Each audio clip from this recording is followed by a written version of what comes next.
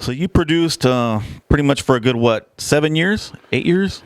I say 1990 to 2002. Then I got a job.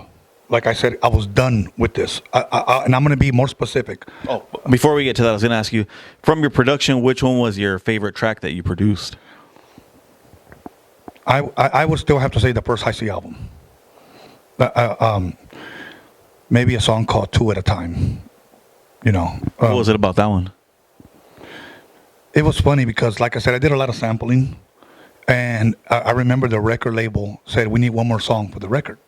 And that was the last song. I was just like, when I'm real quick, just to get it, complete the album. To complete the album. But we didn't want to release no bullshit. So I was just needle dropping on records. And I found the fucking sample. And I was like, oh my God, this is beautiful. So I called up High C and I go, bro, I got something for you, bro. I know you're going to love it.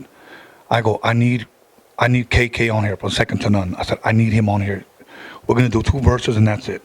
Let's end it tonight. Okay, cool. We had a deadline.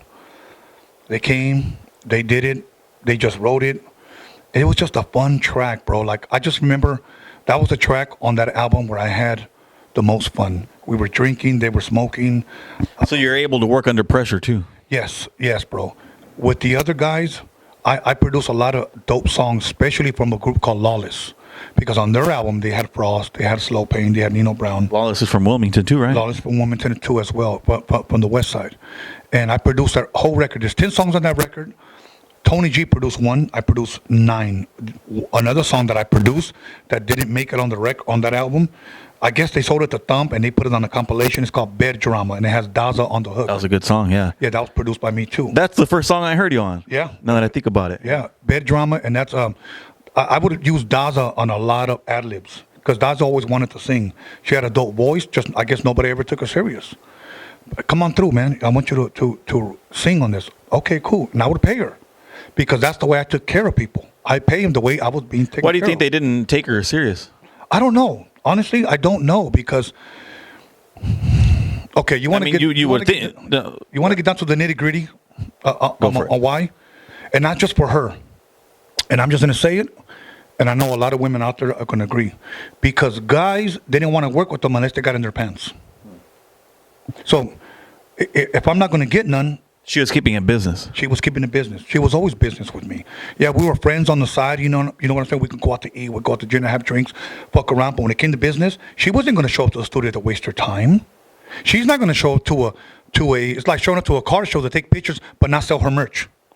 No, she's about her business. Do you believe she was talented as far as singing? Yeah. Yes.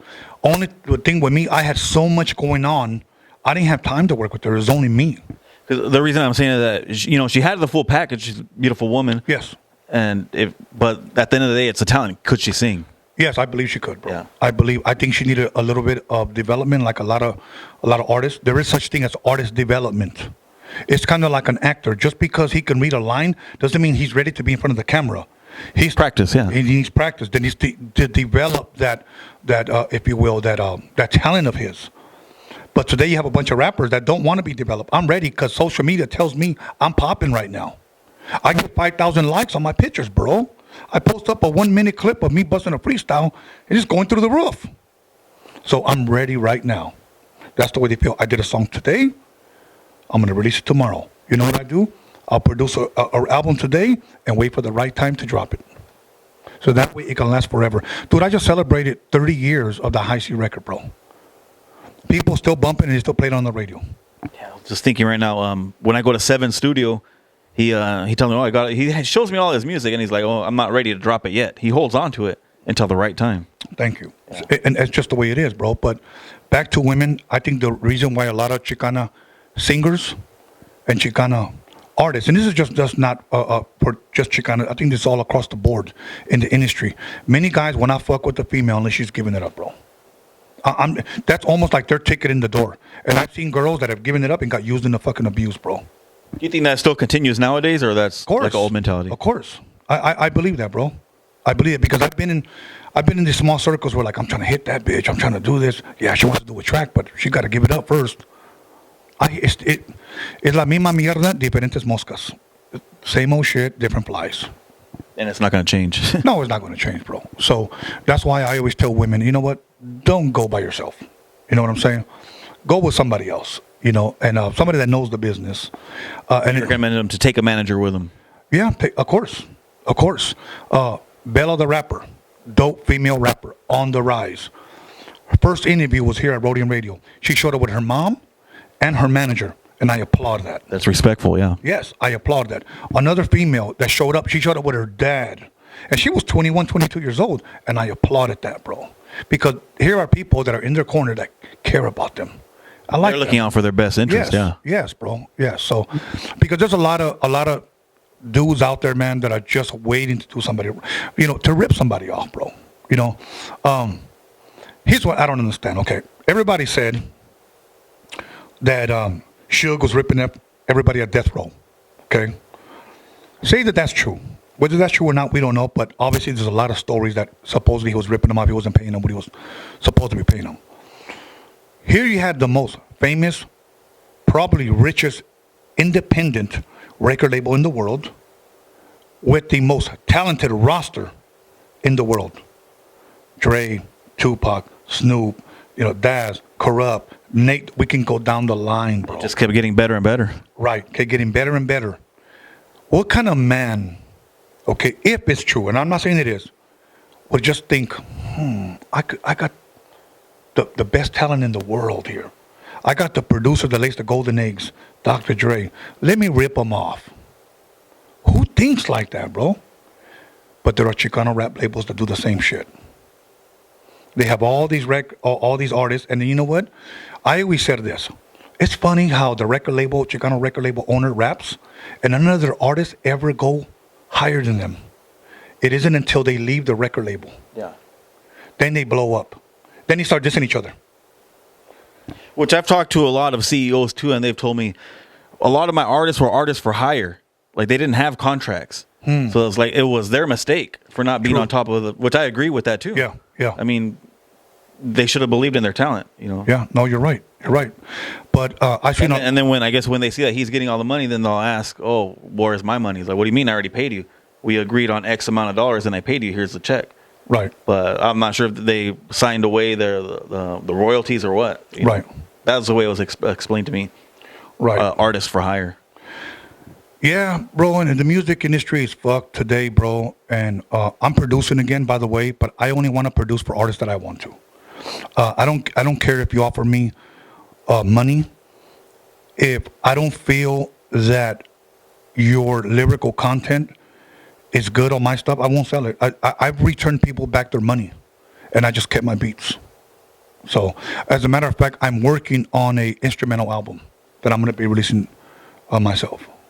So, you heard it here first on Chicano Style TV. Yeah. Got the exclusive. So, yeah, seriously, I'm working on because there's a lot of dope rappers out there, but a lot of them they believe the hype. They believe the social media hype. Like, you know, yeah, I'll call you back. And you don't call me, you don't call me.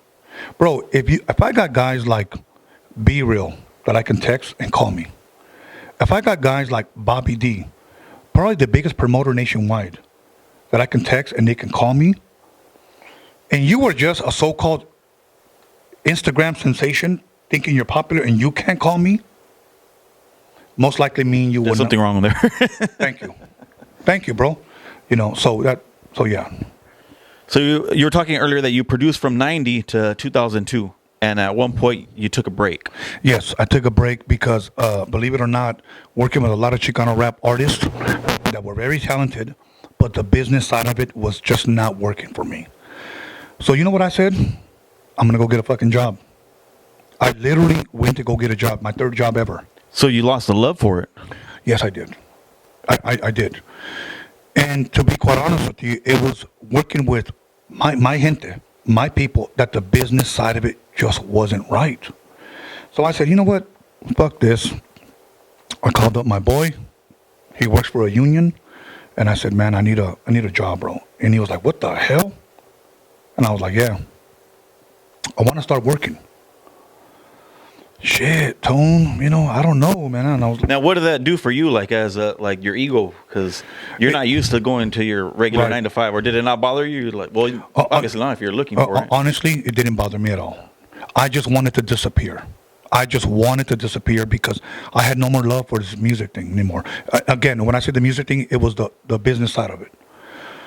So I went ahead and got a job. I started working in the city of Compton for Rouse the market. But it wasn't the actual market. It was the distribution center where everything goes out. Started from the bottom as an order selector, bro, building pallets.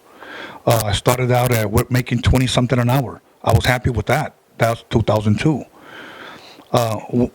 When I left after working there 15 years in 2017, I was making a little bit over $30 an hour, bro. You know what I was doing for the last 5 years that I was there?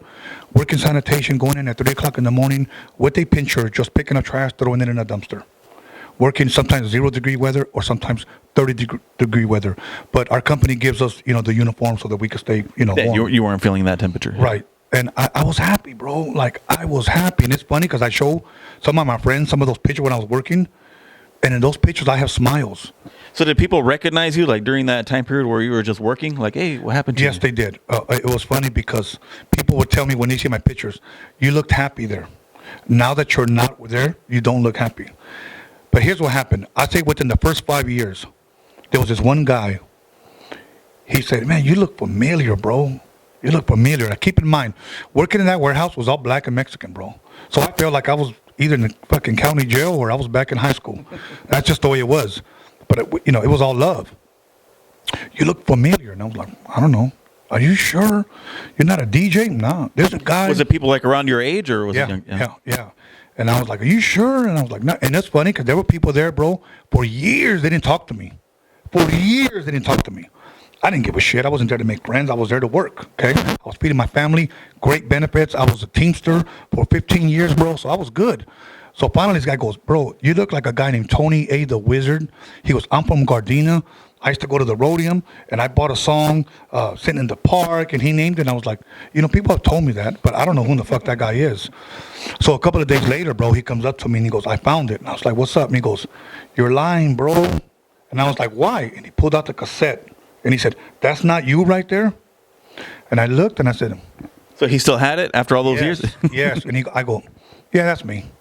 Because my badge said Antonio. It didn't say Tony. Antonio Alvarez. So he kind of made like the connection there. And he was. It could be. Yeah. Yes. Bro, but let me tell you something. Good and bad happened. Because a lot of these guys, and if they listen to this, I love them and I respect them, bro. But they looked at me more now like, dude, you're a legend. What are you doing here? They almost paid me a little bit more respect. No problem. But respect me the same even when you found out that I wasn't who, when you didn't know who I was. And then the guys that never spoke to me, all of a sudden talk to me because they're rappers. Ah. Hey, bro, can I spit for you? Nah, I'm good. Seriously. Are you sure? Yeah, I'm good, bro. I'm good. I mean, you got an Instagram? You got a Facebook or something? Yeah, bro. And then supervisors started calling me to their office. Hey, you didn't tell me that you were. So I grew up listening to your shit. Who called you into the office? Supervisors. Oh. Like, come here, man. I'm like, what's up? Sit down, Antonio. All right. So you're fucking Tony A. the Wizard. And I was like, fuck. And I was like, yeah, man. Yeah, he goes, bro, I grew up in fucking East LA. That was like my shit, bro. I spent an hour in his fucking office getting paid $30 an hour just so he could listen to him talk. Yeah, bro. I was like, dope, bro, dope. But it was cool, bro. It's just that, I just wanted to go in there as an unknown, And then in 2005, keep in mind, I got a job in 2002. In 2000, If it wasn't for that guy that recognized you, you would have been under the radar the whole time. I didn't care. So in 2006, let me rephrase that. In 2006, DJ Quick hits me up. Hey, I'm working on an album. We have a group called The Fixers, me and AMG. We have a song called Can You Work With That? We want you to come DJ for us. And I was like, shit. All right, I didn't have weekends off. Okay, let me try to swing it. So for a whole year, supervisor showed me love and switched my days off so that I can start. You got hooked up. Was that like out of state, those performances, or like why? Everywhere. We went everywhere, all around the U.S. performing. And at the very end, we performed at a club. It wasn't a club. It was an old bank. It was called The Vault in Long Beach. 2006, it was New Year's night going into 2007. I did a whole year, and I gave out tickets to a lot of the guys at work. Come through, man, party with me on New Year's. I was up on stage with Quick, Second Tenant, AMG, and those guys. And after the show, I got my money, and I told Quick, all right, bro, I'm out of here. And he was like, where are you going? I said, I'm out of here. And he was like, okay, I'll see you tomorrow. I never saw him I'm out of again. here. Yeah, I never saw him again for like 10 years. I just went back to work, low key. Nobody heard of me or nothing. 2000. Oh, sorry, go ahead. Well, I was going to ask, why do you think he looked for you after all those years? because he Specifically to DJ for those events. well because he knew I knew his songs. That if he could say, "Give me down, down, down," I knew it. Give me, balance and options, album. Give me this. He knew it. He knew I knew. He knew that I was a good DJ, and I started with him. I mean, I was a part of. Did he know that you were out of the mix already for like all those years? Yeah, but he knew. He actually asked me, "Can you still spin?" I go, "Yeah, let me see." So I did it. He goes, "Okay, you're good enough." So I said, "All right." So we did it for a whole year, and then I called up his manager, Greedy Greg, who was still a good friend of mine, and I said, "Bro, I'm done. I'm just gonna go back to work." "Are you sure?" "Yeah, bro." "Oh, well, man, we're about to release the record." "I'm good, Greg." So I went back to work. And then I caught wind towards the end of 2017 that my manager passed away, Steve, from a freak accident. That's when I took the initiative to do a documentary on his life, because I believe that the Roadium Swap Meet was a huge cornerstone to West Coast hip hop. So a lot of those people, you could trace back Dr. Dre, Death Row, NWA back to the Roadium Swap Meet, bro. And a lot of people aren't aware of that. No, they're not. That's why I did that Documixery to share that. I interviewed 20 people, bro, and all of those guys confirmed. So what motivated you to actually do it? Because I knew him being Japanese and this being a black industry, that he would be forgotten. And this is what motivated me. So it's in honor of him. Yes. Here's what I went to it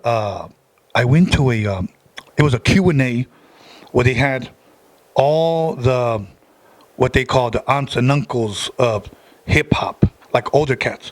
I promoted, I used to DJ, I did this, I used to sell records, and they were all black. Cool. I knew every single one of them. Okay. And once again, I was probably the only Chicano out there in the crowd, and I heard their whole speech and the Q&As, meaning people asked them questions in the audience. So somebody got up and said, "Is there anybody that's not here that should be recognized, that should be here today?" And they all looked at each other. There was like 12 people. "No, we're all here." And that got me upset.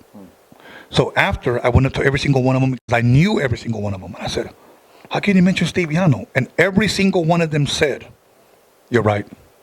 You're right. You're right." One guy actually even said, "Sometimes we tend to forget because he's not black." Wow.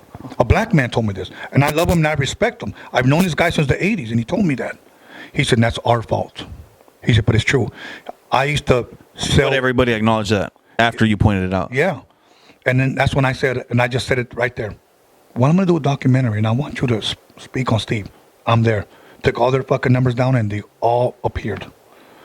Nobody declined you? No one, bro. So, yeah, bro. Like, and then when people found out that I was doing it, they started reaching out. "Bro, I want to be on it." Man, I remember when I called up Mr. Cartoon, because I met Mr. Cartoon at the Roadium. That's where he started. Okay, and I hit him up and I said, "Dude, I'm on." He goes, "Bro, I'm excited. I'm excited." And when we finally met up to do it, like, he was like, "Bro, I'm excited to do this." For me, he was. I had great interviews on there, Warren G, Lonzo and everybody, but his was like the most fun for some reason, because he's a great storyteller, bro, and he paints dope pictures where you can see it. You can picture it, yeah. Yes, what he's bro. talking about. Yeah. Yeah, so he was dope, bro. So it was very successful, and then that's how we eventually got into the podcasting. So at first you did the podcast to interview the people that were on the documentary, and then it continued after that. Right. Like, what motivated you to keep it going? Well, let me back up a little bit, because I need to tell people my story of podcasting. And I'll make this quick. While I was finishing up the documentary, I didn't know at the time that we were going to do a podcast. I was literally begging people to interview me. Well, this one guy even told me, "Bro, I only get like 3 or 4 views, bro." And I go, "I don't care. I want you to interview me because I need to tell this story. Now, keep in mind, I'm not even Steve's son. Steve has 2 daughters. I think, and out of respect for the Llano family, I think I look at him more as a brother or older brother or father figure in a sense. Because I've been known since I've been 11 years old. Other than my mother and my father, this man was the closest to me. Closer to me than even my brothers. I would share things with him that I wouldn't share with my family. So I talk a lot about him because I love the man. He meant a lot to me. So what happened was, I was just begging people, bro, like, interview me. I must have did about 60 interviews before September in 2019. Some of them, guys were just interviewing me on live on Instagram. Another guy, he was on YouTube. He didn't go live. Everybody was like, well, we'll upload it later. And then I found out that they never uploaded it. And then I started hearing they don't know who you are. You don't have no history. They never heard of you. You're just a guy that's chasing clout for this documentary. They don't even know if you're even coming out with one. Like, I started hearing all these things. So they were telling you that directly? No, that they were hearing these things from other so-called podcasters. But I was literally begging people, bro. I literally had to sit one guy down and I said this: don't even record me. Let me share with you my story. And he gave me 30 minutes. And after that, he said, wow, people don't even know who the fuck you are. And I said, it's not even about me, though. It's about this man. That's all I said. Wow, Tone, but you got a story yourself. So one day, my son heard me sharing this story with this guy. And my son tells me, you know what, Dad? I know you love Steve and everything. And I know you want to tell his story. But what about your story? Then that's when I started sharing mine because of him. Other than that, I didn't give a shit. I would have took my story to the grave. Okay?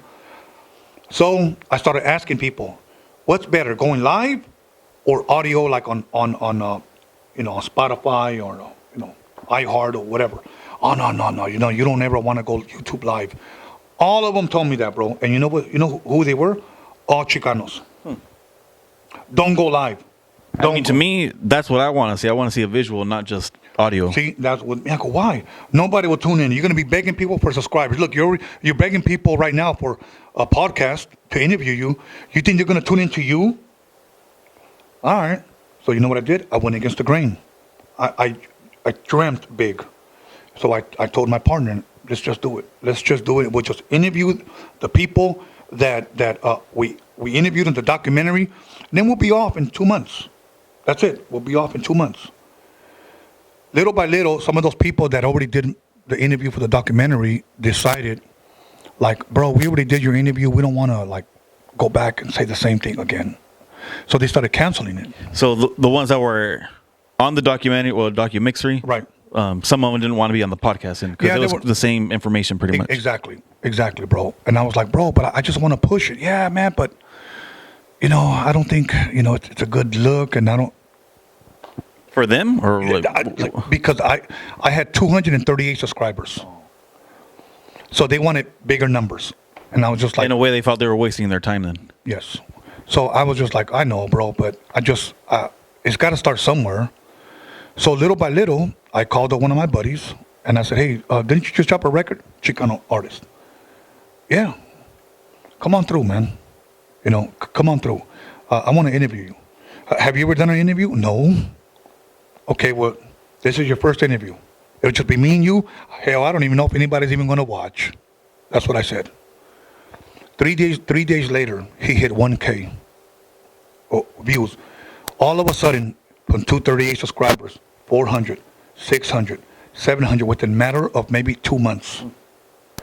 And then these guys continued to cancel. Can you just reschedule me? Can you just this? All right, cool.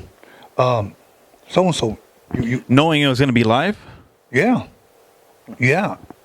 So I would call up another Chicano rapper homie of mine. Hey, bro, can you come through? Yeah, come through. Have you ever been interviewed? No, I'm a bit nervous. Okay, we'll just talk. I don't know. Maybe I'll carry the conversation. If you look at my old interviews, I did a lot of talking, and I'm going to explain why, because I used to read some of the comments. Hey, bro, shut the fuck up and let them talk. You know what it was? Because they wouldn't talk. I would ask a question. So where were you raised at, man? Here's what I'm expecting. Well, I was raised in Wilmington, bro. My family's originally from Mexico. I went to school here. I grew up here. I come from a big family, and just keep it going. It was just a one-liner. It was just like, where were you raised? Torrance. Like, so I had to continue. So when we took breaks, That's what you don't want. You don't want silence. exactly. So when you guys hear me talk a lot, it's because this guy, when I say this guy, meaning in general, they don't pick up the slack. So then before you know it, Chicano rappers started coming on. Keep in mind, it isn't like I didn't know these guys. I knew them. And I would say 80% of them never did an interview. Never did an interview. And I said, you never? No? Why have you? Yeah, I did a lot. Well, Power 106 and Katie and 92.3 The Beat back in the days, but I have a little experience. Shit, I don't know what the fuck I'm doing. But just come on. The next day, 1K. Okay? I interviewed another one. And then I come to find out the next day he was hitting 2,000. I was like, shit, I'm onto something. And then I realized that nobody is catering to our people. And I said, you know what? And I knew you were doing it because I'd heard of you already. Mm-hmm.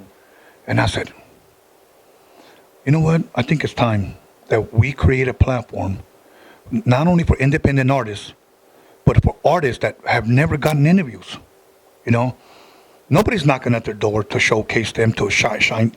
And that's one thing I love about your channel. I was telling you yesterday that you're able to keep it consistent. Yeah. Like, I'm not able to do that. I do it whenever I can. So. Right.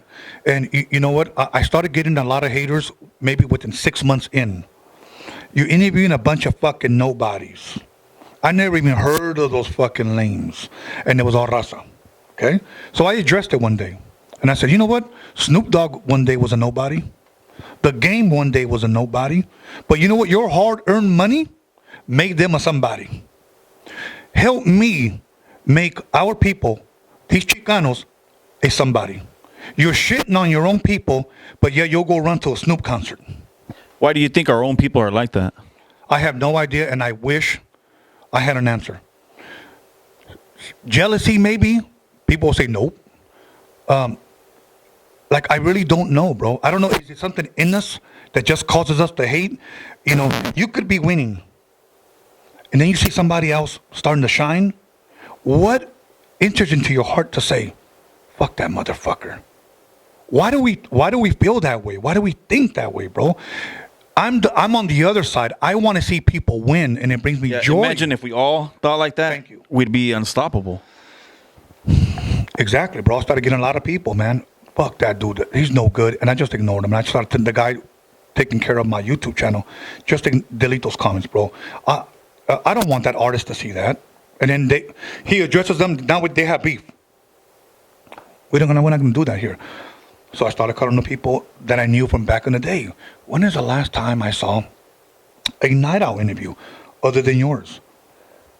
Let me call on my buddy, Knightowl. Called him up. And he never said no. Let me feel a little bit better, and then I will do it. This was maybe a week or two after we did it. And dude, I remember putting it on the fly, the most anticipated interview of the year. You know what I'm saying? Because now I get to see my buddy at that time, sit down across from me, and we just chop it up, And when have you ever seen a royalty interview? Did you ever interview him? No, I tried. Okay. He was, I think, one of the first. Yeah, because I think it was like the second guy that I reached out to. Right. Yeah, but he just didn't get back to me. So, I mean, the opportunity was there. I tried, but maybe it was like you were saying earlier. I didn't have numbers. I had one interview. Yeah. But, my vision was there. I actually had 2 interviews that I had done. I did ALT and Gata Mas Firme. So I had 2. And I messaged him. I told him, I've done these 2. And, I also want to interview you too. But I don't know if he was just waiting to see what I would do. Right. Yeah. So I hit him up, and he was like, okay. And he was going through some stuff as well, diabetes. And he was like, let me feel a little bit better, and then I'll do it. And he did. And he came through. So yesterday I was your guest. I was guest number 231. 231. And the time period was that 5 years, or how long have you been doing it? I started September 11, 2019. So this September, it'll be 3 years. So barely. Yeah. It seems like longer just because you have so many episodes out there. Yes. So, man, I'm enjoying what I'm doing. And I'm learning from a lot of, not only from our people, but from our guests. You know what I'm saying? So. And we're not running out of Chicanos to interview. Yes. We possibly cannot run out of Chicanos. So out of all the people that you've interviewed, who have been some of your favorite interviews? A lot of people are probably going to think it's going to be some Chicano rappers, but they're not. And I'm going to tell you why. Because when it comes to DJing and producing, I'm like a big, goofy, geek type of guy. I like that stuff. I'm drawn to DJs and producers more than I am a rapper. I think rappers, if you ask them, who's some of your favorite rappers, they'll say, Eminem or whoever. Me, if you ask me who's my favorite rapper, I'd probably say my DJs and producers are. So... Because that's what you like. You like the production. Yes.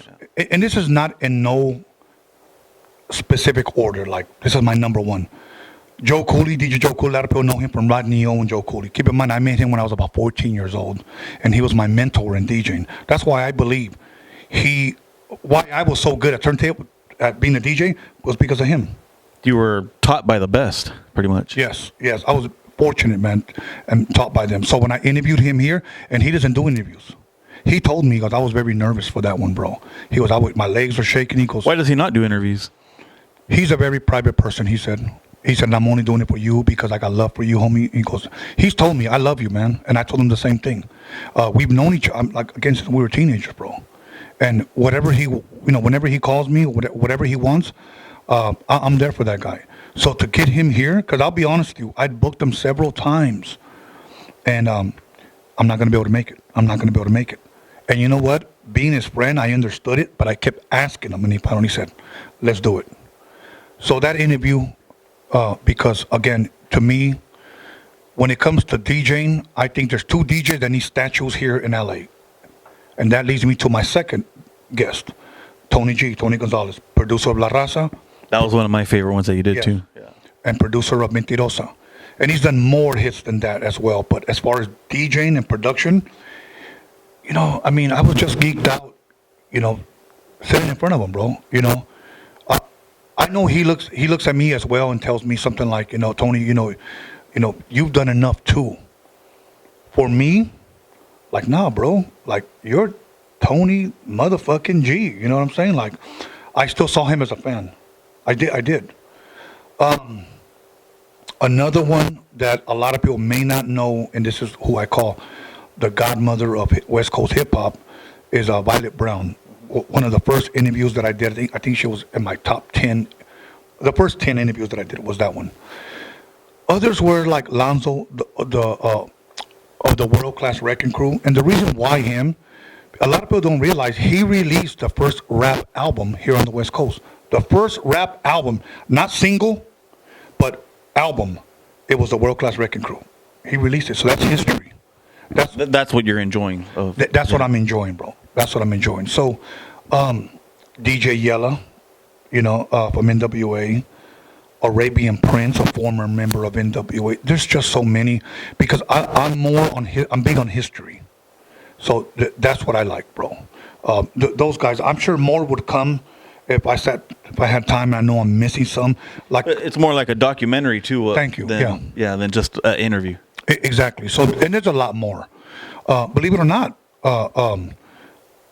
MC Pancho, but I enjoyed his second interview more than his first one for some reason. Why is that? We got a little bit deeper into talking about Chicano rap and the role that he played that I didn't even know. See, I was learning something, and that's what I want. I want to learn something. I just don't want somebody coming over here bragging and talking shit. He was teaching me something. Or facts that you already knew about them. Yeah. Right. So I would say those as of right now. As far as all the guests that you've had, who do you think is some of the, one person, if you can, break it down to one person, most talented? I know that's hard. Let me give you three people that came to, no, four. I have to say four. I just can't say one, bro. And this is no specific order. I would have to say Misfit Soto. I just think when I first heard his album, Embrace the Breakdown, I thought it was a fucking amazing record. What was it about the album? I saw him performing at Coachella. That's where I felt that his talent could have taken him. I think he was... Was it production, the lyrics? Both. He was singing. He was rapping. I don't know if you could have put it with rap or with urban or whatever. What category to put it in yet? Right. I just think it was that fucking good. Universal music. Yeah, I believe that album could have fucking blew up and did big in Europe.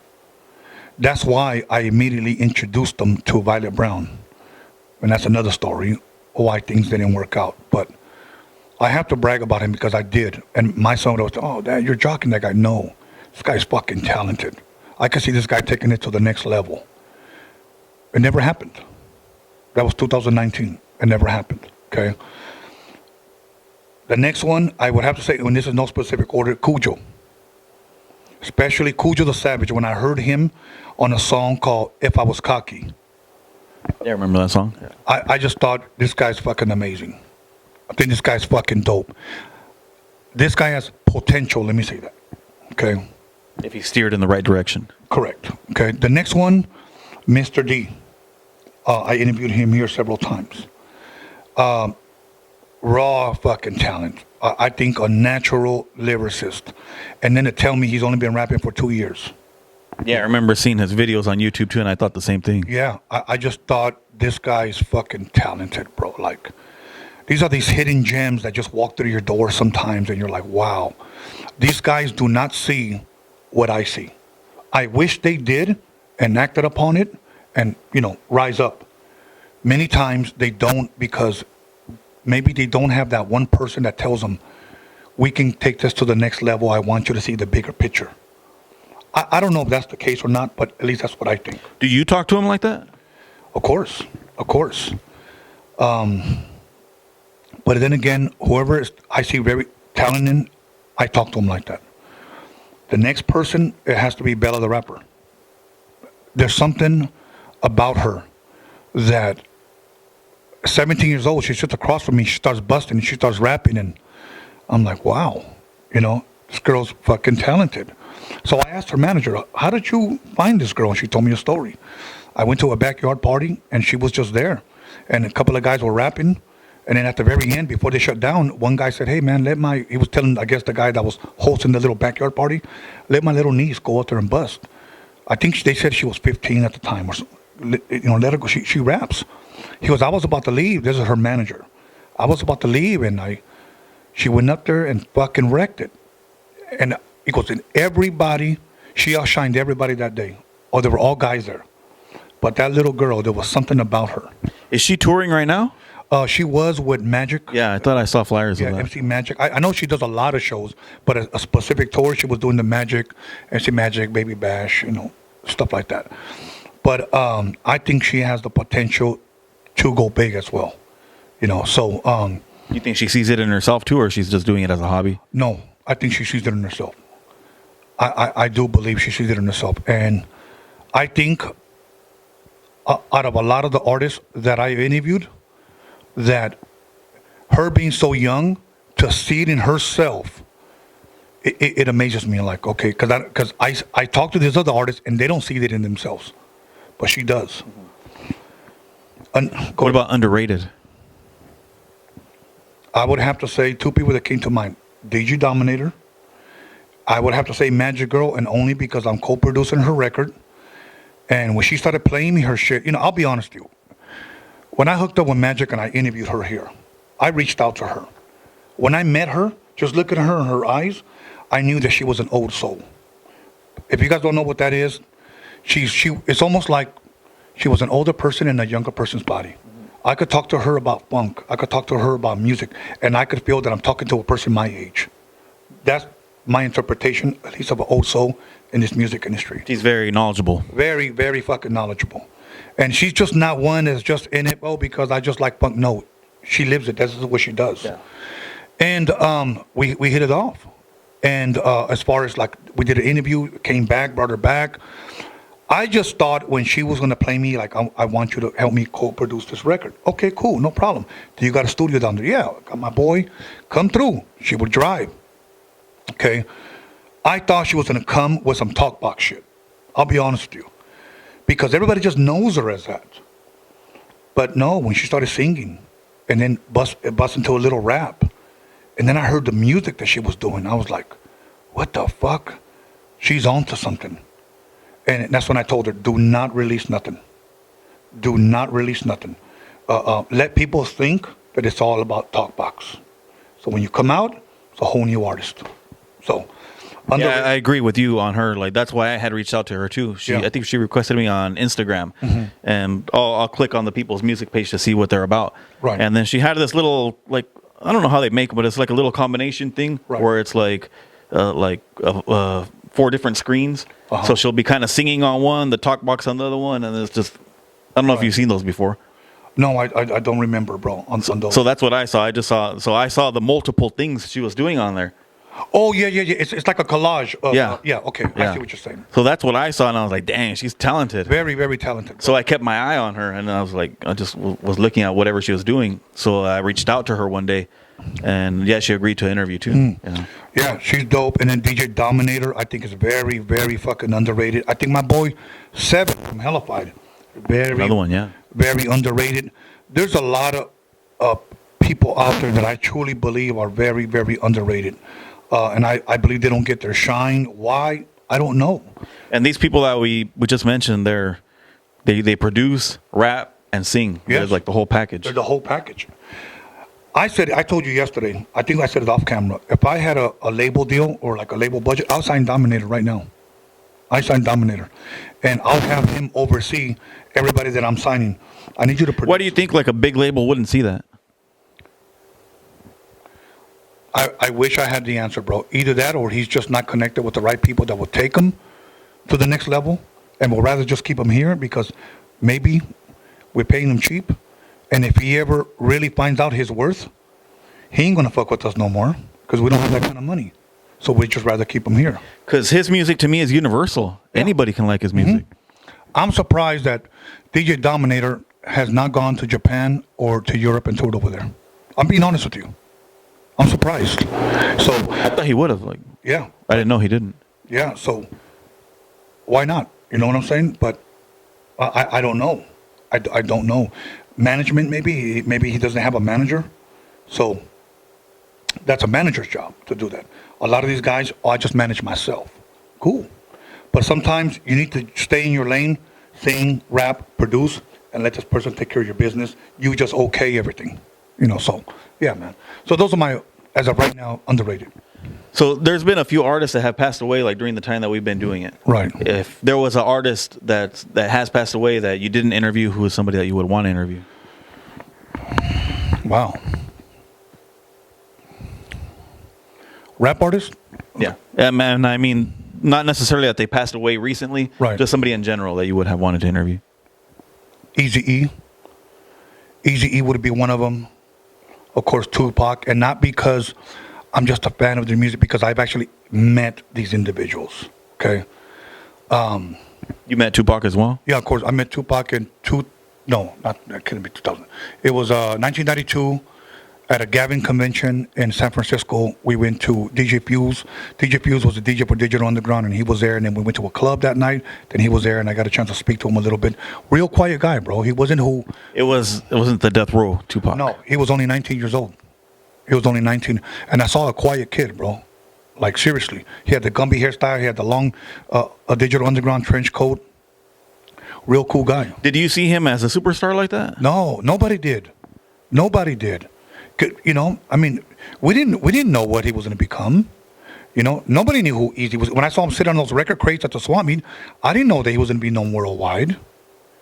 So when people say, "How was it?" Well, I don't know. You didn't think twice at the moment. Because we didn't know who they were going to become. So I would say those two guys, artists. What about somebody that you haven't interviewed yet that you would want to interview? Maybe somebody that declined you? No, Dr. Dre. Dr. Dre. Dr. Dre. Do you think he would remember you? Yeah, I think so. I mean, it'll be a lot because this guy's had a whole new life being a billionaire, But I think if I brought out those mixtapes. But there's certain things that you were doing at certain time periods that you don't forget, and that's important. In the beginning, before he was anybody. Right. So I believe he'll remember me. If I had a chance to sit down with him one more time and talk to him and make things right, I would sit down not to interview but to conversate with Knightowl. That's what I would do. So when he passed away, you guys hadn't squashed whatever issues you guys had? No. So. Does that bother you? Yeah, it does. Of course it does. Because, that's somebody's child. He's survived by his mother and his father. And he still has a girl here. And regardless of what was said, it should have never have went that far. Because bottom line, I think that if I would have ran into him in the middle of all that mix, if I would have ran into him face to face, I truly believe that we would have squashed everything. I truly believe that he would have saw me. And this is just me saying this. I probably would have asked him, where did we go wrong, bro? Because we went from talking every day, bro. When I say every day at least 3 to 4 times, like I was telling you. Sometimes on the phone for about an hour, 30 minutes, 20 minutes. Sometimes I would wake up and I would call him, I don't think it was that deep the way you guys kind of made it seem like it was, because I went to his house a week after you, like, when it was like at its worst. Right. And when we were there, when I was there, he didn't mention you. He didn't bring you up at all. Like, screw that dude or whatever. Right. We were talking about his health mostly. Right. So to me, it wasn't something that he was bothering him that much. Right. The thing with him was that I considered him a friend, and I believe that he considered me a friend because I shared like intimate things, with him. And when I say intimate things, like things that I just wouldn't share with just anybody, I confided in him, le tenía confianza, and we would just talk, and I never saw it coming. Keep in mind, when him and Royalty started going live, and I don't want to focus on the negative, but I just want to point this out. They went live, I believe, 4 times, and they were just talking about me and talking about me and talking about me and talking about me. And I never listened to them. I've never listened to people who would send me the lies. People send me screenshots. People would tell me, what he was saying, what he was accusing me of. And I never listened to them, okay? And I felt that I had to address it. So I addressed it one time. One time I addressed it here. And that was it. I never addressed it. I never said, this just goes out to Knightowl, this goes out to Royalty. So there were people that were on podcasts saying, oh yeah, Royalty, Tony A, and Knightowl are always going back and forth. Bro, there was no going back and forth on my end. I addressed it one time. Of course, during the podcast, there were times that people would bring them up, and I'm like, you know what, don't bring them up here. I don't want nothing to do with those guys. Maybe you could say I took shots at them. I'm guilty of that, okay? But it wasn't maybe till about a month, and don't ask me why I did this, bro. A month before he passed away, may he rest in peace. I was in here, and I was drinking a little bit, and I was working on a drum machine, and I got bored, so let me go on YouTube, see what I could find. Knightowl pops up. Knightowl Royalty exposing Tony A. Keep in mind, I never listened to none of the lives, bro. Never did. And I just pressed play. And that was the first time that I ever listened to any of them. And it really fucking hurt me, bro. Like, it hurt me that my friend was talking about me like that. And I tried to listen to all of it, but I couldn't. Because he was passionately talking about me, and I knew it wasn't true. And I knew maybe, he was hurt, maybe I was hurt. And a lot of times friends say things just so I can get under their skin, but I just couldn't listen to it anymore, bro. Do you think eventually you would have wanted to reach out to him? Yeah, I think so. I didn't know that he was in the past all of a sudden. Nobody knows that. Yeah. I had friends that were mutual friends. Keep in mind, friends that he introduced me to, like over the phone or whatever, on social media, and they became my friends. And even though they might have said, I'm still his friend, I just disagree the way he went about it. And, but, I don't see you as an enemy. I don't see you like the things that he's accusing you of. But when it's all said and done, I don't really care what he said anymore. He's no longer here. I don't ever want to taint his name. I don't ever want to disrespect him. I don't ever want to disrespect his legacy, the memory of him, or disrespect his family. I would never do that. Well, what's a good memory you had of him? talking to him every day. I could still see him when he showed up to my house in 1994. And I thought we were going to work together, but the distance and just didn't work out. And then when he came here, a lot of people don't know that he had somebody walk him in. He couldn't walk on his own. And he can barely see. And I saw that and took into consideration that, he's not in good health. And he still made his way out here. Yeah, he did. That's why I don't care what people say. That's why I posted up those pictures on my Instagram page before it got taken down, and I even posted up on my YouTube community post, because to me, I always want to remember the good memories, not the bad.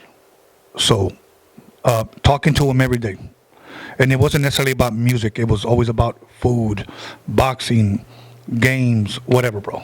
So those are my memories of him. Rest in peace to Knightowl. Rest in peace. So you're at 231 interviews. Yes. Some have gone good, some have gone bad. Yes. Which would you say have been your most controversial interviews? There were two that stood out to me. Sir Dino, David Rocha. Respectfully, I want to say his name, David Rocha, a.k.a. Sir Dino, because he was an ex-norteño. And I had some friends from out here in my neighborhood that called me up when they saw the flyer. And they didn't say, don't bring him. They just said, he cannot talk politics. And I said, you don't have to worry about that, because that's the first thing he said when I asked him, is there anything you don't want to talk about? And he said, I'm not going to talk about street politics. That's not my life anymore. And they said, oh, okay. But that was probably the most controversial one, because here was a guy that was in prison, solitary. You guys know the music that he did. The full deal, yeah. Yeah. And when he came here, man, I made a friend. And he's still a friend. We talk maybe once a week. I met his wife. And he opened up his heart to me and shared his story. And those same people that said he cannot talk politics that called me, the next day all called me and said, what a great interview that was. What a great interview that was. And I'll say that one. And then I would... Were you surprised about that, or you kind of would see that they would see a different side of him? No, I was surprised. I didn't expect no phone calls. Honestly, I didn't expect nothing.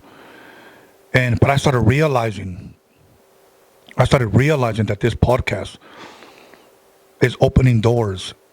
It is giving people a time to share their story. And I said this, you know what? People got stories. David Rocha came over here, shared his story, and touched a lot of people. So... Which I've heard that before too. I've gotten like DMs from people saying that they didn't necessarily care for this artist, but once they heard their story, they're like, they're pretty cool. They're all right. You know what? I told every artist that comes through here, you're either going to make fans or lose fans here. Make fans or lose fans. It's up to you. There's people that come here and act cocky.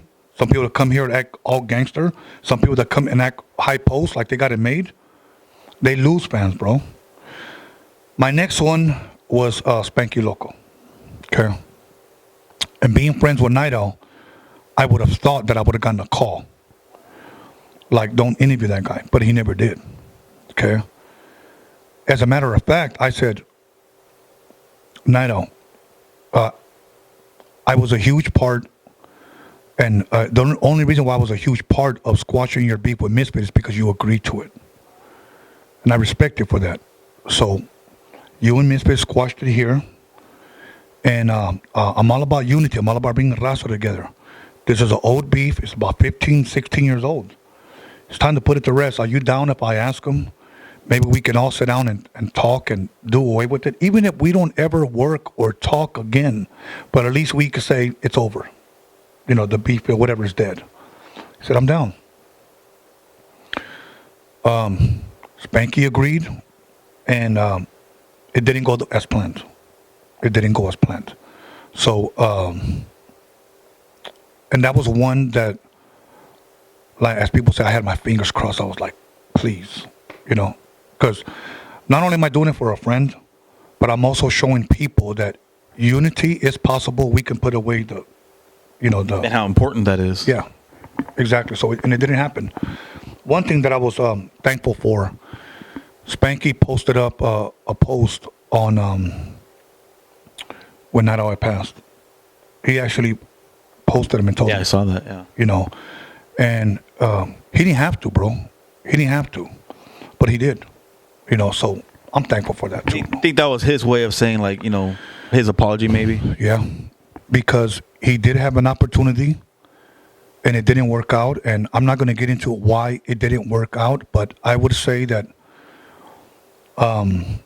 something happened where during the interview where it was out of his hands, and he responded the way he responded because of something that had happened. I'll leave it at that. Now, out of all the interviews that you had, if you can remember, which one has had the most views? Royalty's first interview. That was a 6-hour interview. Keep in mind, I believe he's at like, I don't know, 80-something thousand views. That's a 6-hour interview. So 80-something thousand people watched that interview. And it's 6 hours long. Okay? But with him, I already had over 25K subscribers. Okay? Oh, so that makes a difference, too, from your first interview. Yes. Yeah. Sir Dino came over here. He's second. If Royalty's, let's just say 86K, Sir Dino's like at 83. He's 3,000 behind him. But you know why he's there? Because I had less than 10K subscribers when I interviewed Sir Dino, and I only interviewed him for 2 hours.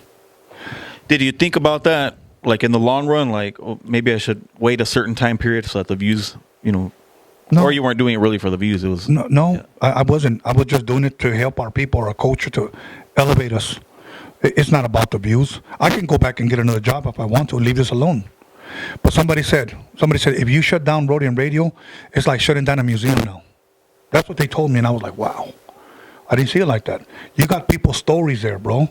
If you shut that down, you take it down, where else am I going to see another Knightowl interview, maybe other than yours? You know, where else am I going to see another Royalty? Where else am I going to see, you know, this?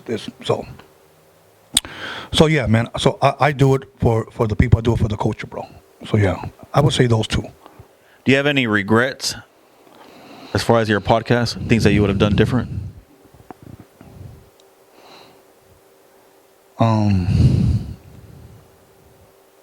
As far as the podcast, would I have done anything different? I don't think so. I don't think so. There's times that I say to myself, I shouldn't have drank that night. That's about it. Like, seriously, I don't have any regrets. Why is that? Just the questions you were asking, or No. no? I just think sometimes because, for an example, one day I was drinking here. Great fucking time. And we don't screen our phone calls. We don't. They call, you're a fan. You want a question. That was the night that somebody called and insulted not only our guest, but the caller before. And I was a little faded that day, and it really fucked up my whole night, bro. Like, You were on a good vibe, and that just threw you off. Exactly, bro. Exactly. I think if I was sober, I probably wouldn't have, like, you know, just hang up on his ass or whoever it was, you know. Reacted different.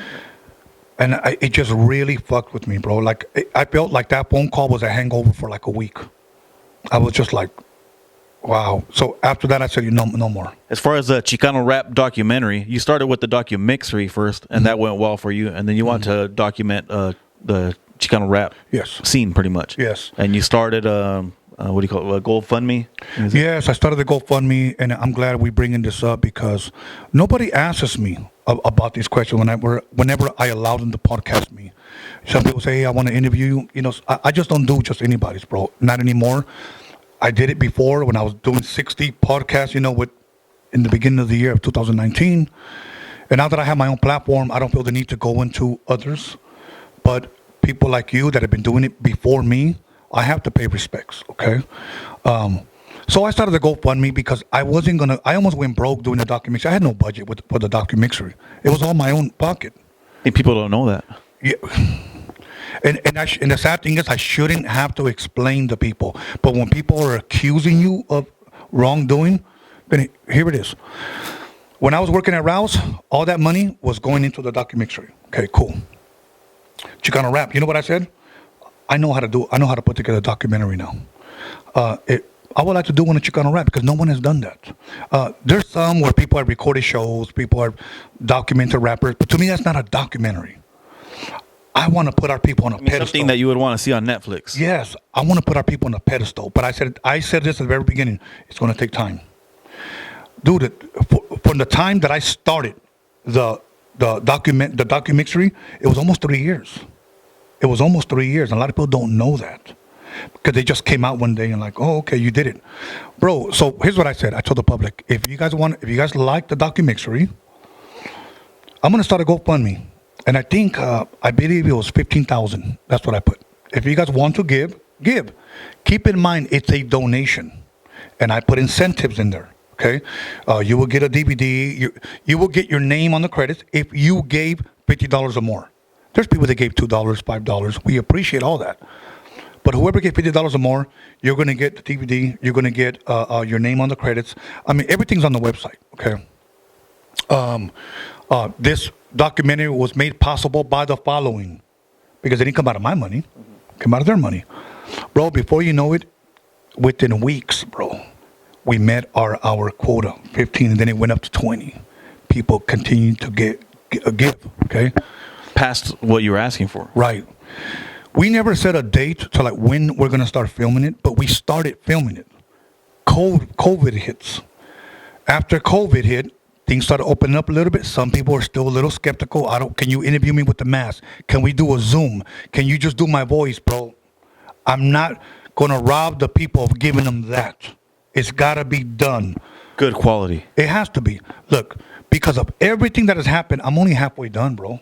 And even after I'm done filming, it's going to take at least 6 to 7 months just to edit it. So if I can give a rough estimate by this time next year, it's got to be done right, bro. So it's still going to come out? Yeah, of course. Look, bro. I've had certain people, oh, he ripped all people off. Bro, I still go live every Sunday, Wednesdays. I still do Dining with the Wizard. I'm about to start up Freaky Tales back up again. My Instagram is still there. My Facebook is still there. I still live here. I don't go anywhere, bro. Like, it would be different if I shut this down, if I shut down my social media, and I just disappeared. Gone, yeah. I'm still here. People, and I'm glad you asked me this because I believe that people deserve this. But you know what's funny? I'm going to make a point here. It's the people that never gave that question me. They're the ones criticizing. They're the ones. Because I told people this. Are you asking for a friend or did you donate? Well, I'm asking for a friend. Okay, then I don't need to answer to you. Another guy, did you donate? Yes. I'll tell you what, send me a screenshot that you donated to my email. I'll give you my number and you can call me. And some people have done that. And they're okay with your answer. They're okay with my answer. They're okay. There's not a problem, bro. Look. I already got one documentary under my belt. I want to hurry up and finish this one simply because I want to get started on my horror movie. I want to do a movie. So that's what I'm doing. Are you getting pretty much everybody that you want on the documentary? See, I'm going to say this on I'm going to say this live, okay? Yes, but it's not what people are expecting, okay? I will tell you this when the camera's off, how I plan to do it. Keep in mind, here's what people want covered. From the beginning to 2022 Chicano rap. No documentary is ever going to be able to cover 32 years. In an hour, 2 hours, 3 hours. No documentary is going to do that, okay? I kind of think that too. It would have to be like a Netflix series. Thank you. Now, a few episodes. Now you're thinking the way corporate America thinks. We don't want one. We need content. So think about that, guys. Okay. My mistake and why I couldn't sell the documentary. It was a 3-hour documentary. I had footage for a 4-hour. My mistake was that I started releasing it through my website. You can watch it through my website. Okay, cool. And it sold well. Okay. When I finally started shopping it to the Showtimes, to Netflix, to Hulu's, to Amazon's. We need more than one. You made this too long. You could have cut this in 4 pieces. So that's when I said, okay, now I know what I got to do. So everybody thinks, you got to cover from the beginning till 2000. Nobody's going to do that, bro. It's not going to be good if you try to squeeze it in. Nobody's going to do that, bro. Nobody. I had Esteban Oriol here. He's directing and editing the Cypress Hill documentary. Okay. And I think their documentary is an hour and 15 minutes, I believe. And he said this: the footage is great. I'm not happy with the editing. And I said, why? And that's his own footage? Yes. He documented everything. And I said, well, why? How come you're not happy with it? And he was like, because fucking Showtime wants me to cram 30 years in fucking an hour and 15 minutes. I'm not doing that, bro. He sat here and said that. You can't do that, bro. You'll be robbing the people. So that's my answer. It probably won't even make sense. It wouldn't even make sense. Yeah. Exactly. That means you have like 7 minutes to cover certain, years. And then you're gonna have to skip to cover 30 years, an hour and 15 minutes, bro. Look at the last Esteban Oreo interview that I did here, and you'll see what I'm talking about. He shares it. He said that's the only thing the reason, like when they did the LA Originals, he didn't like it. He said the way it was edited, it didn't even give the pictures time to breathe. The pictures were being flashed. He said, I liked it flash, average of 3 seconds. And that's what I did with the Documixery.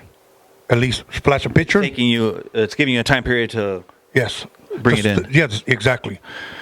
But when I saw that, I told him here, I said, I just thought it was just too much, going too quick. And he goes, we all thought that. But it's out. Yeah. So that's out of their control then? Or that's just... Yes, it is. It had to be... It is. So I asked them, are you guys ever going to release See, one thing about Netflix that people don't know, that whatever they offer you, they own it, bro. Oh, wow. Yeah, they own it. So I asked him, you guys ever going to release it on DVD? And here's what he said. We got to buy it back. Buy back their own content. That's crazy. It is, bro, because they own it now. So, and that's one thing that I didn't want to do with the Chicano rap. Because if I give it to them, one thing about the Documixery, can we change the name?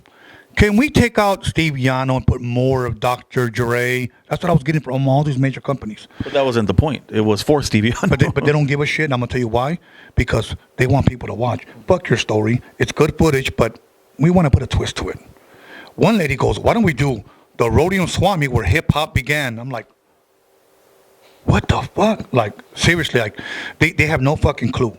They have no clue. So you have to kind of make waves on your own, bro. And that's why people donate it.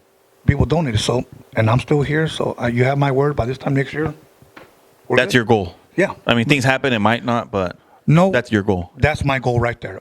If not sooner, but I'm not going to push for sooner because the editing's got to be done right. Yeah. Bro, put it this way. I did some filming at Catholic churches, bro, because I'm showing off our culture. Okay. I even interviewed a teacher. Let me take it a step further. A professor that broke down the word Chicano, because it's important that our people know what that means. Because some people have different interpretations of what that means. So it's going to be not only touching on Chicano rap, but also not only educational. Culture, it's educational, bro. We got to do it right, bro. You got to honestly think bigger instead of just putting the mic in front of a Chicano rapper. Say, yeah, what's up, fool? I'm from so-and-so. You're not going to get that, bro. You're not going to get somebody gangbanging, and then I'm over here documenting that. You could do that on Instagram. Document ignorance.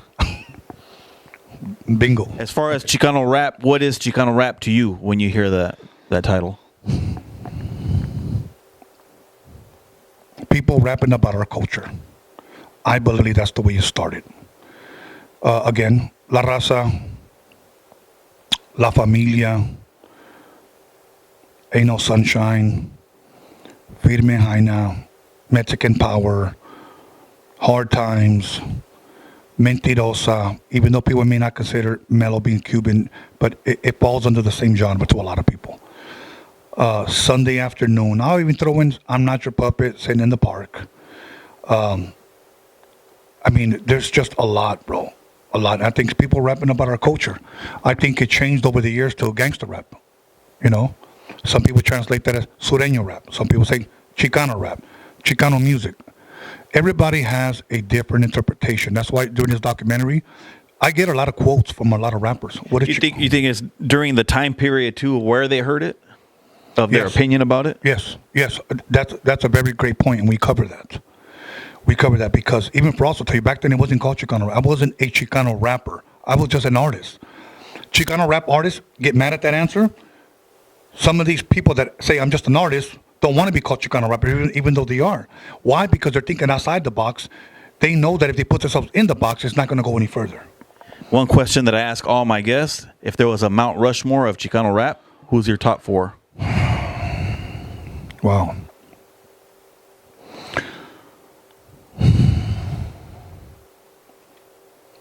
Some I'm gonna go by big songs.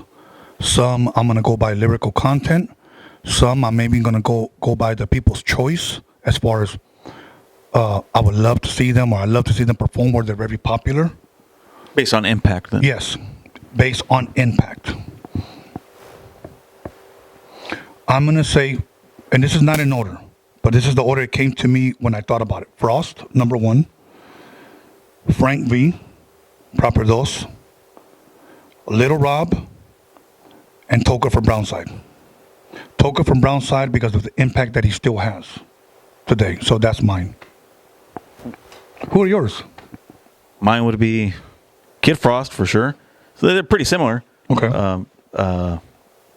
Little Rob, Sir Dino, and Baby Bash. Okay. Yeah, those are my top four. Those are good.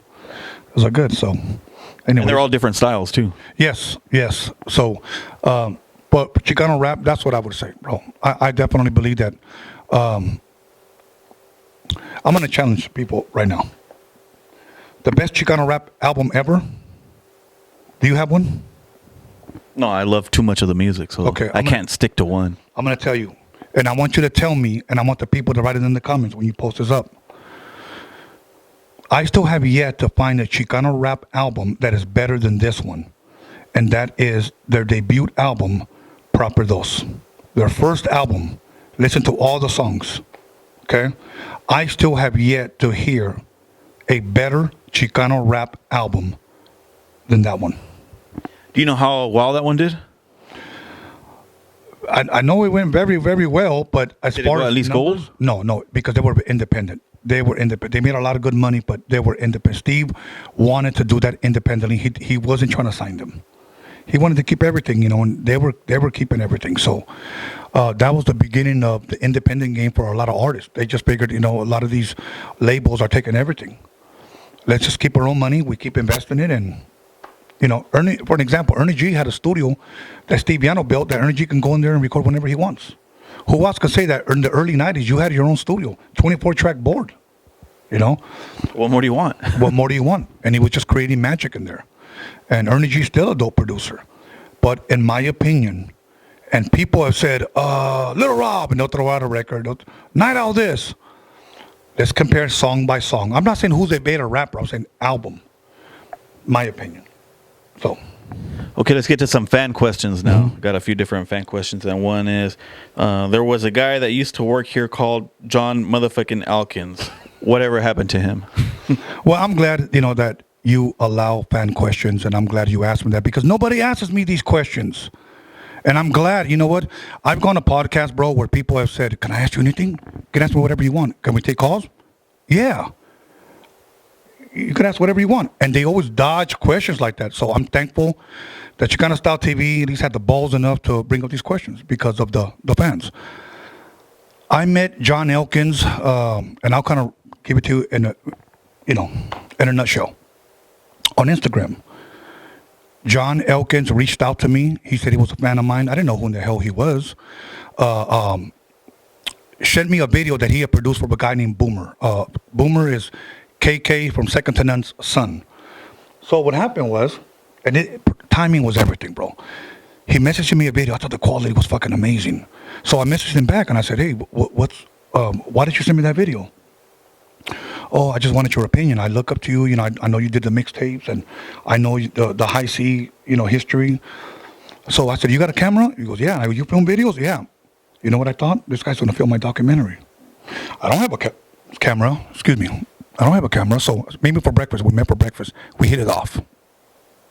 Started filming the documentary. He said he don't know how to edit. I don't know how to edit either. We need to get an editor. No, bro, we're going to do it ourselves. We sat side by side in this room, and we did it all.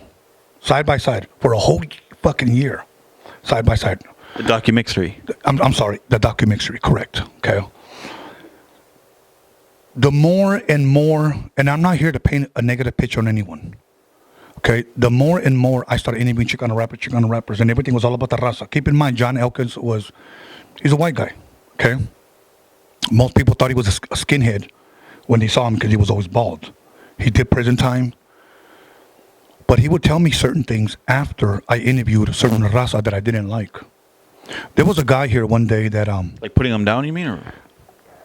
yes, in a sense. I'll give you an example. There was a guy here that said, a lot of people. This is when Kobe Bryant passed away. Rest in peace, Kobe Bryant and his daughter, and all the people in that accident.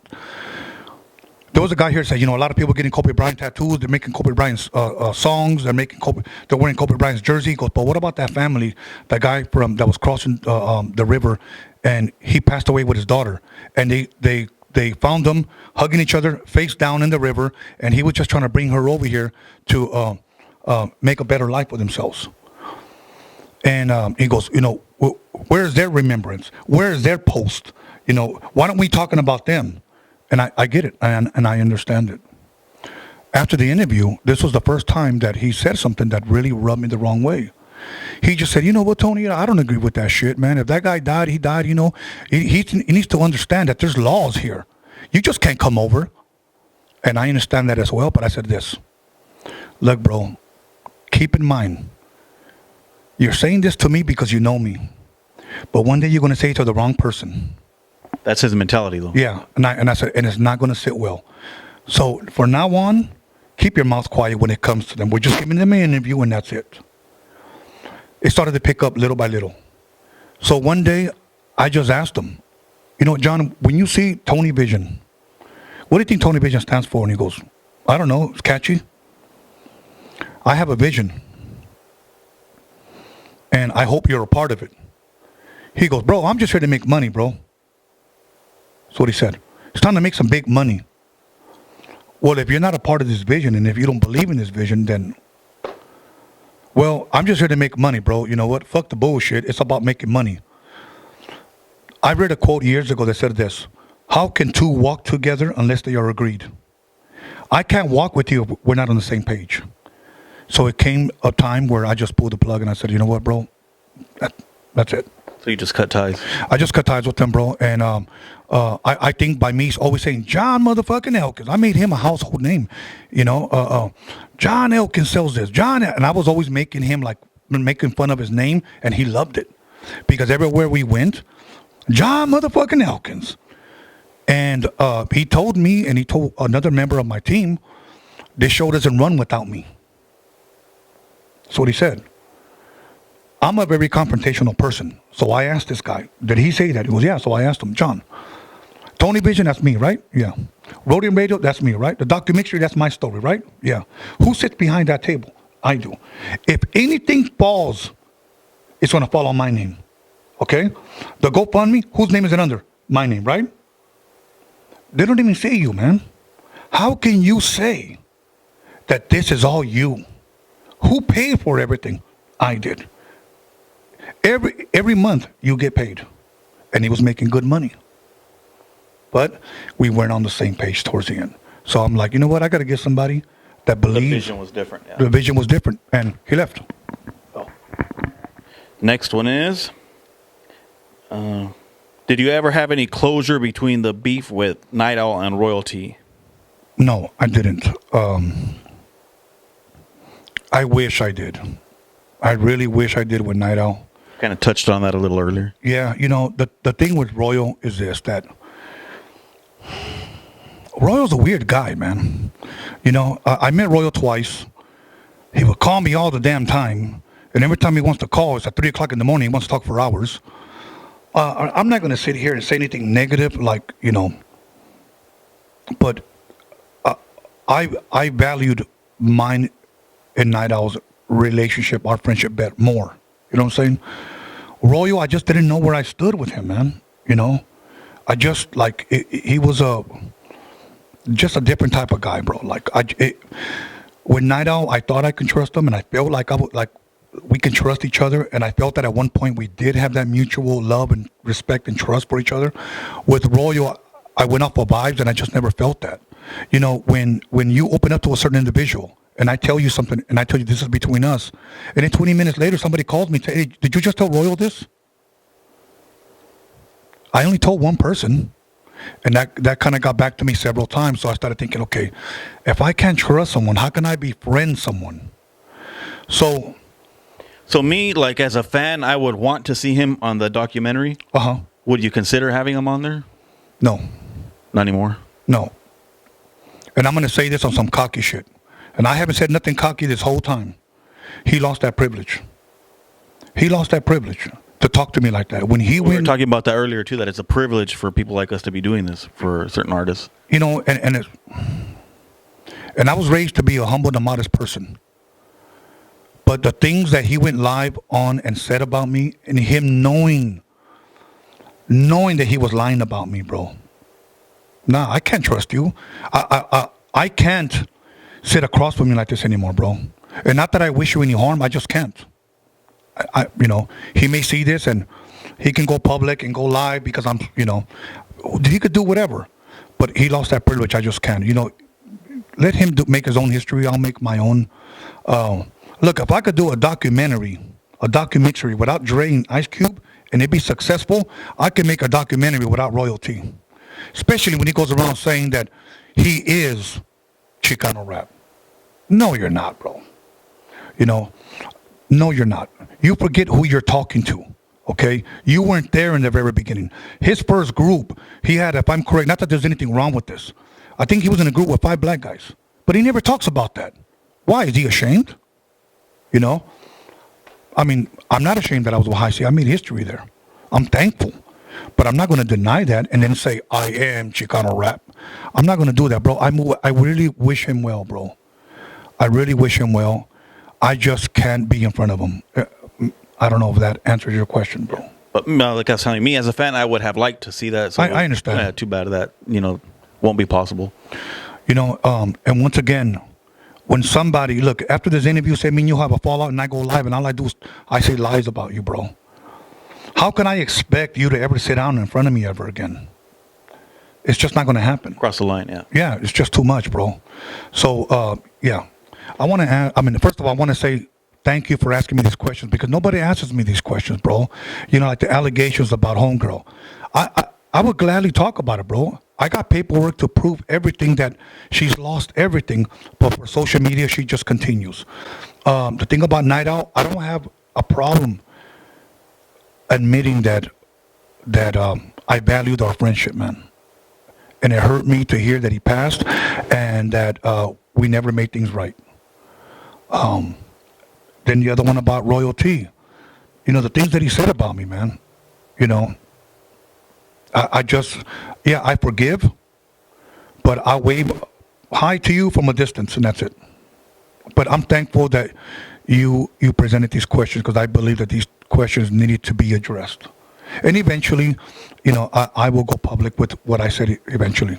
So it's the right time for everything. Yeah. So where do you see the future of Chicano rap? Unless we take our craft serious, it's going to go nowhere. I'm just going to say it. Is there talent? Hell yeah. Is there talented rappers? Yes. Is there talented producers? Yes. I just think, Carlo, and I'm just being honest with you, stop trying to outdo the next man. Do your music right, release it in its right time, and let it last 30 years from now. Classics. Do we have the right people? Yes, bro. Raza does not lack talent. If anything, Raza has talent. I just knocked this song out with so-and-so. We need to, it's hot right now, homie. No, it's not. You're doing it all for the views and the likes. And if it doesn't make dollars, it doesn't make sense.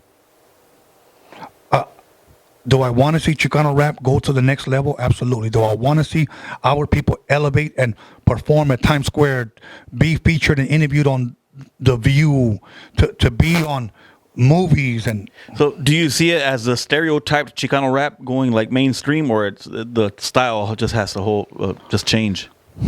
No. The times, I mean. I mean, we got Chicanos that are doing trap. We got Chicanos that are doing the rap stuff. We got Chicanos that are doing the funk stuff. I guess I'm just saying in general. I just take your time, release good music, because we don't have to do just one genre, you know. I'm just talking about the raza just elevating, just going up as a whole, you know. But like Dominator's last album, he took his time with it, and yes. That one I see it as timeless. Yes. See, and that's why I'm taking my time doing Mancha Girls album. It's got to be banging 10, 15. Timeless. Yes. So that's what I'm saying. Take your time. Dre rarely ever does albums, but when he does, timeless. Okay? DJ Quick, timeless. Same thing. And I'd rather have that than a bunch of Thank you. just random. And that's what I'm saying. Like, and stop doing features with everyone. Stop. Be more exclusive. Here's my thing. I see guys, literally, this week only, $50 for a feature. This week only, till Monday, $150 for a feature. You don't have to do that, bro. Release your shit. Let it come banging. Then when they come looking for you, name your price. You can name your price. You set the bar high. But if you're pimping yourself up and you're on everybody's song, Just for a few dollars now. that's the problem, I think, with Chicano rap. Is Quick on everybody else's song? No. Select few. Is Dre on everybody? No. Is Eminem on everybody? No. Select few. But these guys are with everyone. And I think that's part of it. That formula's not working. It's not working, bro. So. Another question I ask all my guests is, do you have any tattoos? No, I do not. Tony A. the Wizard does not have any tattoos. No, I Is there a don't. reason for that? Yes. When I was 13 years old, my mother made me promise her not to ever get any tattoos. And I thought she was going to tell me, make sure you graduate, make sure you go to college, make sure you're a good student. But no. She said, do not ever get any tattoos. Why is that? Did she give you a reason, or she just told you? She gave me her reason, but I'm not going to share that because that's between me and my mom. And even on her deathbed, she told me, promise me that you're never going to get any tattoos. And I said, okay. Okay, Mom. It was that important to her. Yeah, it was. It was. So, and then the sad part that after her passing, I had brothers and sisters that went ahead and got tattoos. They never had any. I'm like, the hell? So my word is everything, bro. So my It's mom. important you say that. Yeah, my word is everything. So my mom told me, when I see you again, I'm going to check you.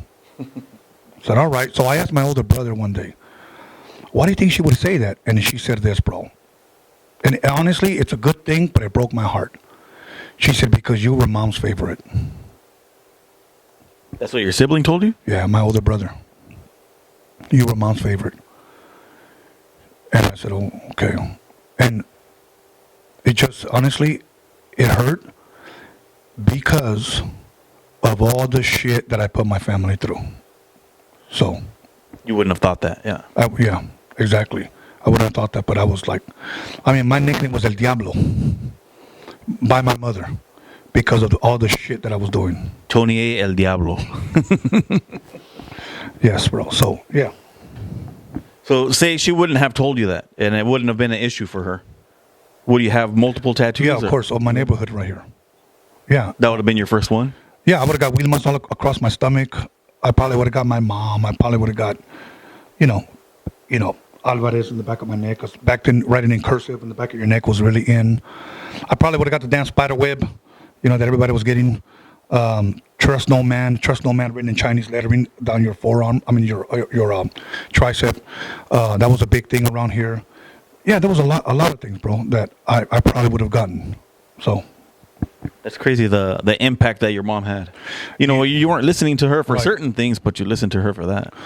And yes, and then another thing, it was this, because I'm glad I didn't get those tattoos, because later on when I began to educate myself and I got really into like ancient history, I probably would have got Egyptian hieroglyphics. I probably would have got Hebrew writing on my body, because I studied a lot of world powers like Assyria, Egypt, Babylon, Medo-Persia, Greece, Rome, and the history of Israel.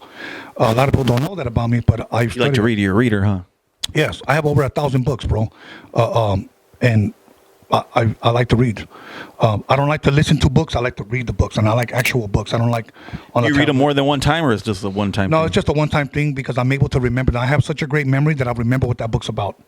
That's why when I collect Blu-rays, I have maybe about 1,000 Blu-rays, and I'm like, I don't want to watch anything because I've already seen all of it and I remember everything. So it's rare that I watch something or read something twice. Yesterday, when you interviewed me, we were talking about lowriding, that I'm into lowriding, and I've heard you mention, too, that you had a Cadillac back in the day. Right. When I got my record deal money, I wanted to buy something that I always wanted, and it was a damn Cadillac. I put gold Daytons on it. I put gold emblems on it. Like I just wanted something dope and I liked it. And then Do you have pictures of it? yeah, I have pictures of it. If you could send me one so I could post it up. Yeah, I will. And actually, it was in the Sitting in the Park video. That's probably about the only pictures and footage that I have of it. Is that one of the first things that you got when you got a bulk of money? Yes, and then it was funny because hanging around with people that had money, my mentality changed. They were all driving Benzes, BMWs, and Lexus. So I said, I want a Benz. So I went out and bought a Benz. And then I needed something to haul around my equipment. So I bought a van. Then I wanted a new scenery, so I moved by the beach. I was able to do all that, bro. And traveling and getting paid. So. From what you loved. From what I love. And I'm still doing what I love. So yeah, man. So before we go, do you have any shout outs to anybody? You know, I just want to shout out everybody who has supported me. Everybody that has been there for me since day one. I have a beautiful fan base, bro. And if it wasn't for them, there would be no Tony A. People have stuck with me through the thick and thin.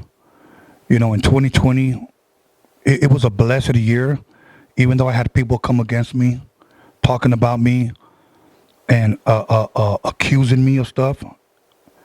And that, you know, that hurt because I've always maintained a good name. I've never done anybody wrong.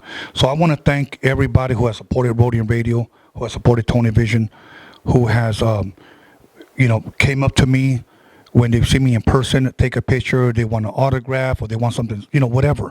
So you're okay with that? Yeah, I've always been okay with that. I've never had anybody come up to me, hey man, is that true what they're saying about you? Not one person. Not what. It's always been love. And so I just want to shout them out. To me, those people are very special. Everybody in the live chat, the Roadium Radio Warriors, everybody who's liked, subscribed, commented, people that supported me. I've had 5 Instagram pages deleted, and people still follow me, bro. So those are the people. Still look for you. Yeah. Yes, those are the people that I want to thank, and I want to thank you for giving me the opportunity and for asking me these questions that nobody dared to ask me. So, thank you, man. There you go. The interview with Tony A. the Wizard. Got a lot of questions out there that you guys want to know. Want to thank you again for taking the time. I know you got to go eat sir. Right now. I got to go eat too. I'm kind of hungry. Yes. So thanks again for watching. We're out. Peace. Peace.